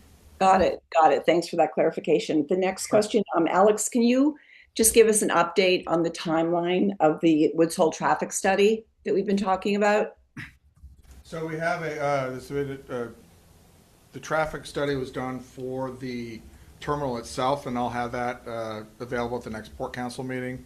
I'm also, and currently we have a scheduled meeting with Falmouth Department of Public Works. I think it's early next week. But yeah, I'll have what was considered a kind of traffic study for the terminal itself. That will be available in next Port Council meeting. Okay, great. The next question is about IDEA coming to Steamship every month, and that wasn't in the original budget or estimate or project plan. So can you provide the amount of money that's being spent on IDEA's team coming every month, once or twice a month, from now until the end of the project? Up to now, it's been zero. We have not had any costs on that. We look at this as part of the project costs. So right now, I'm not anticipating any cost on that. So they won't be coming in person to the steamship to work with the staff? Let me clarify that. There'll be travel reimbursement costs and hotel and things of that nature. And we had incurred costs when they first originally came here for travel reimbursement. And we can get that number. Right. So I'm just talking about the ongoing. So you originally didn't think that they'd be coming every month. And you said that because of time differences and because of some language stuff, it's much easier to be in person with them. So I just wanted to get a number going forward for travel reimbursement and hotel costs for every time they come. Sure. So what I'll put, I was already planning on putting this as a line item on when we go over the budget for the IT committee, is having the on-site cost for IDEA, what their projections are going to be. Great. Thank you. Because we're also going to want them here on site when we launch. Yeah, great. The next one's about the rideshare issue and going forward throughout the summer with the rideshare vehicles. I know there are a few spaces for them, but the anticipation that there will be many more. And last summer, what happened with rideshare vehicles idling, waiting, circling, waiting for their passengers and pickups and drop-offs. And what I wanted to talk about is whether Palmer could be used as a sort of staging for rideshare, so that people can take the bus to Palmer to pick up their rideshare vehicles. It's done at the airport. At Logan, you have to go to find your Uber. You don't get it right at the front door. So I'm wondering whether that is a possibility, or whether you would consider thinking about instituting that for this summer with what we know is about to happen. Yeah, I think that's not a bad idea. That's something we've actually initially started talking about as a possibility. I mean, it's not going to alleviate all the challenges, because rideshares will people do just show up at the terminal regardless of what you tell them. But it is something that's worth looking at, possibly using that front parking lot at Palmer for the idea. So we will see if we can't have something done by the Port Council meeting. Yeah, that would be great. And I would imagine that it would include some signage so that they understand when they're coming down that road that to stop and go into Palmer, Right, rather than just heading down into the village. Thanks so much. I really appreciate all your time and efforts and answers. Thank you. Next. Beth O'Connor. Hi, everybody. I have a couple questions. The first one is about the reservation system. I know on that slide that we saw, there were two things in red, and I think the red means not going to meet the deadline. Are we going to know after the IT steering committee next week? Are we going to know after that what the deadline for the overall release of the reservation system, and the deadline for what was the second one? You saw that in bright red. I don't know if anybody commented on it or caught that, but the pre-release is also not going to make the deadline. Are we going to know more about this after the IT steering committee? I mean, what's the plan? It was on the slide. It was on the slide that you showed for the schedule for the reservation system. Yes, we have a workaround plan for that. We'll be presenting at the IT steering committee. It's a public meeting next week. Okay, so it's not necessarily in red. It possibly has a resolution. I mean, otherwise we're leaving this meeting thinking we're not getting a reservation system on time. I mean, I'm just saying that.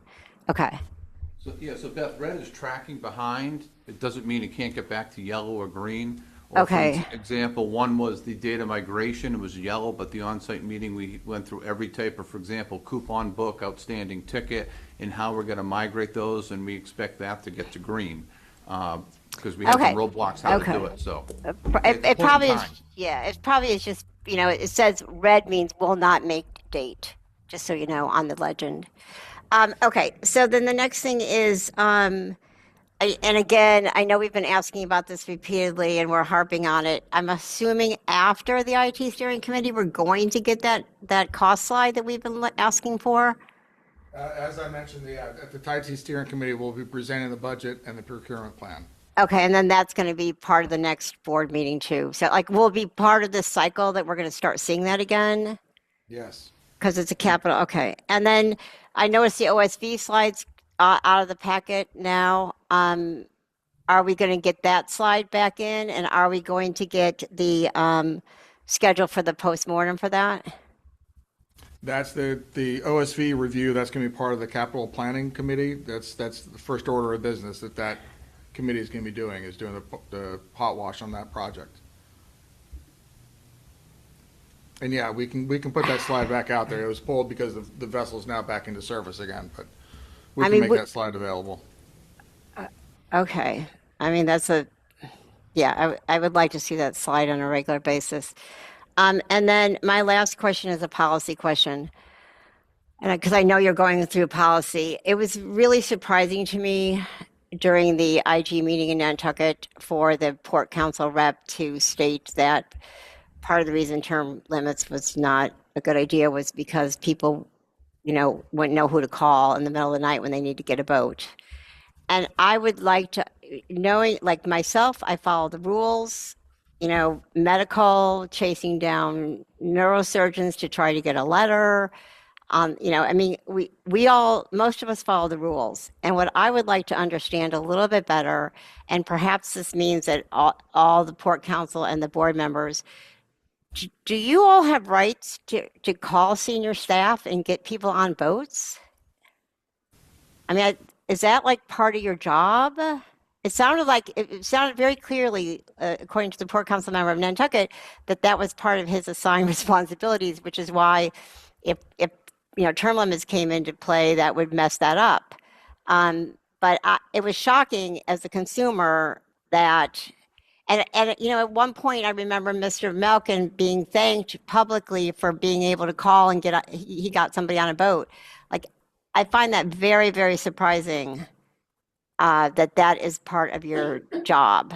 So I'd like you to, some of the board to comment on that. To me, it should be a forbidden policy. I'm happy to comment. My phone has not once rung in the middle of the night, and if it did, I wouldn't hear it. Good for you. As it should be. I mean, that is exactly as it should be, Mr. Gavin. I'm just inquiring on the rest because it was a public statement made that is the norm on Nantucket. And perhaps. Are you saying, Beth, are you saying that there's people are getting preferential treatment by calling a port council member or a board member? Yeah, I'm gonna, and I hate personal anecdotes. I hate them.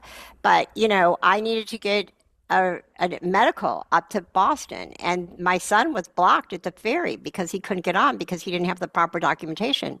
My husband had to go chase down a neurosurgeon, literally, in January. You get a one-way ride on a helicopter, you got to get home a couple days later, right, guys? Okay?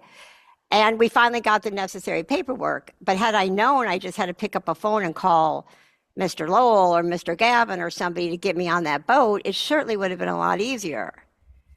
Like, he literally had to wait until this thing came through on his phone and show the guy at the ferry so he could literally get on at the last minute.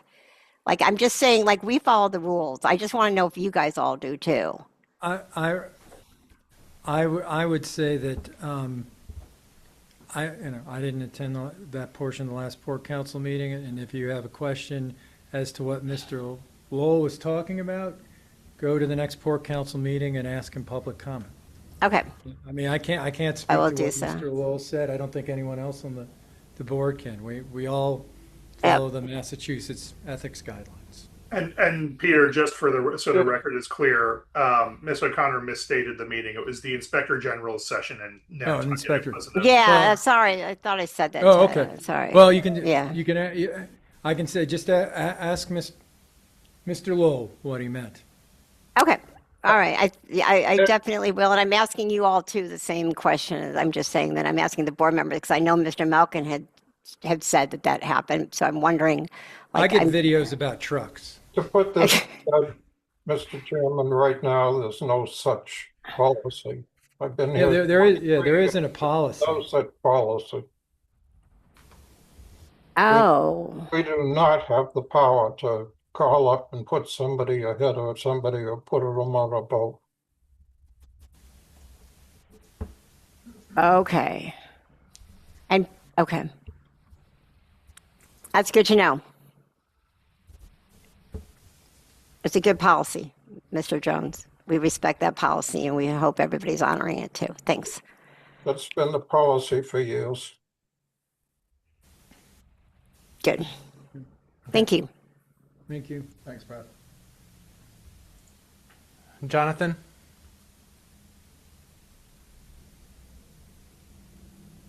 Jonathan, check. There we go. Yep, thank you. So a quick logistics question. I know there was talk last year. I'm thinking about cars coming to Woods Hole down the hill, and there's the check-in booth. There was a lot of traffic last year, and it backed up all the way on Woods Hole Road. There was talk that there were going to be two booths there, or some way to check in two cars at once. Are there any plans along those lines? Anyone remember what? Yes, just further on that, we'll be coming out with the Phase 3. As part of Phase 3, we're going to be adding an additional booth ahead of the first booth as you arrive into Woods Hole. And also at peak times, we'll be looking to have an attendant in the building as you go around the corner before you get to the staging area. So you are correct on that comment. All right. And just any big time frame? I mean, will it be in place for the summer or no? No, it's going to be next fall, spring, the installation of that booth. But we will have the second booth that's there right now. That will be attended this summer during peak times. Okay, thank you. Okay. And Nat Trumbull?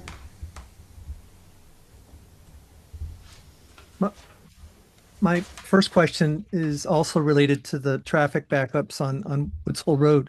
There's already been a backup this year, about 3 weeks ago on a Sunday late afternoon. It lasted about 2 hours. And my question is, are you anticipating the backups this summer to be, is there any reason to believe they'll be less than what we were getting last summer? And just as a reminder, we had almost on a daily basis backups to Church Street, sometimes to the golf course. They were a regular event, and there's a lot of video that shows this. Is there any reason to believe this will be different this year? How are you monitoring it, and how will you react when you observe those backups? And I might just add, these backups impact not only Woods Hole residents, but your customers who wait in line, miss their boats, buses full of passengers, sometimes with requests for those buses to unload somewhere along Woods Hole Road, and so on. And I have a follow-up question too, please. I would say we are looking at that carefully. We've considered the idea of staging vehicles someplace else. There's a challenge with bringing staged vehicles in on time because they're going to get caught up in traffic, or they may cause traffic.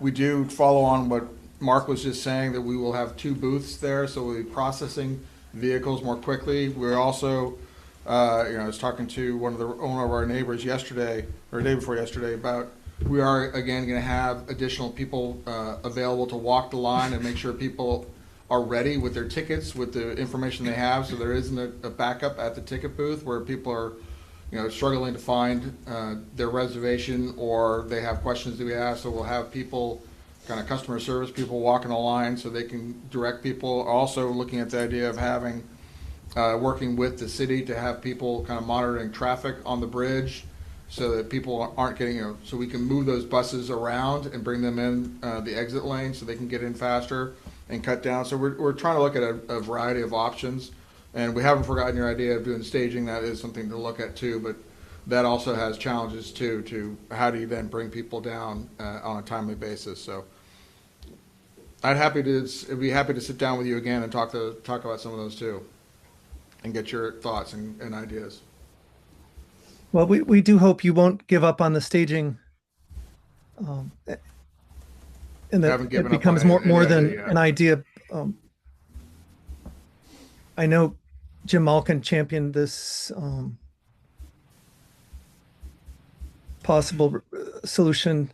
I mean, I guess I don't fully understand why cars going to Woods Hole would still encounter traffic if the purpose of the staging is to help limit the traffic going to Woods Hole. So you're right, there are a number of questions, but I hope this could become more than an idea, because it's been talked about for so long.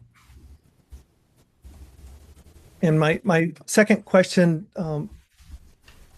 returns to the air monitoring possibility at Woods Hole Terminal. Again, one would hope at all of the steamship port terminals, and we've started to collect quotes for what a permanent air monitoring solution on steamship property with this would require your support would look like. And the quotes we're getting are between $60,000 to $80,000 for purchase, and then a $5,000 to $8,000 maintenance from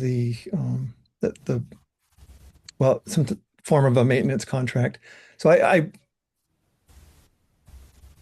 would encourage the steamship to continue to consider this. You're running a lot of boats, a lot of freight. There are many sources of diesel soot and other pollutants that we're subjected to as nearby residents, and I would think about all of your visitors as well.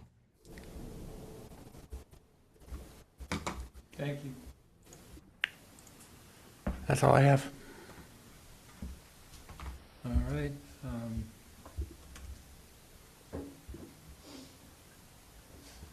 I'd now like to entertain a motion to go into executive session to discuss and approve the minutes of the authorities meeting in executive session on March 17th, 2026, and to review and discuss the authority's strategies with respect to the purchase, exchange, lease, or value of real estate because of public discussion of these matters may have a detrimental effect on the authority's negotiating and bargaining positions.